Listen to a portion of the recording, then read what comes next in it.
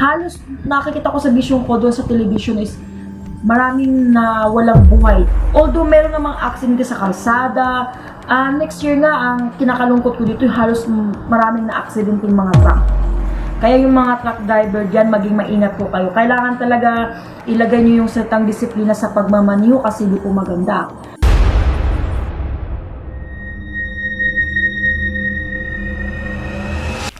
Hello po mga ka-PTV, sa video na ito ay tatalakayin natin ang masasamang pangitain sa isang lugar na ito ayon sa mga visions ni Madam Ruthie Baldwin.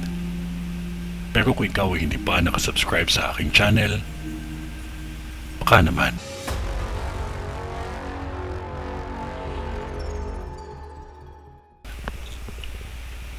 Sa taong 2026 nakikita ko aksidente sa karagatan ay dalawa.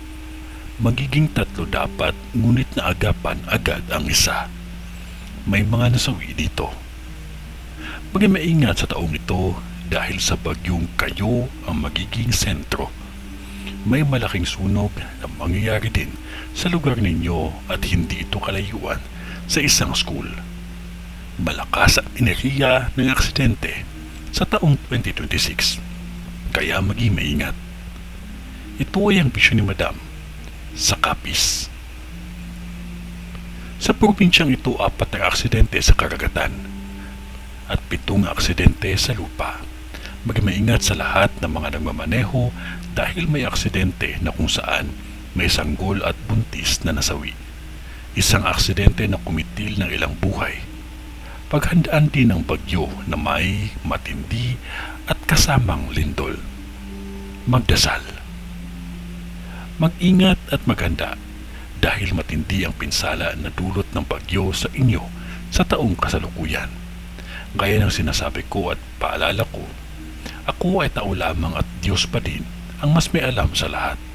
Kung ano man ang ipinakita sa akin ay hanggang dun lang din ang aking masasabi. Kahit ano pang pagsubok ay huwag nating kalimutan ang manalangin dahil Diyos pa din ang mas makapangyarihan sa lahat. Magtiwala at manalig lamang tayo sa Kanya dahil hindi niya tayo pababayaan. Ito ay ang bisyon ni Madam sa summer. Sa ngalan ng Diyos Ama, ng Diyos Anak at ng Diyos Espiritu Santo. Amen.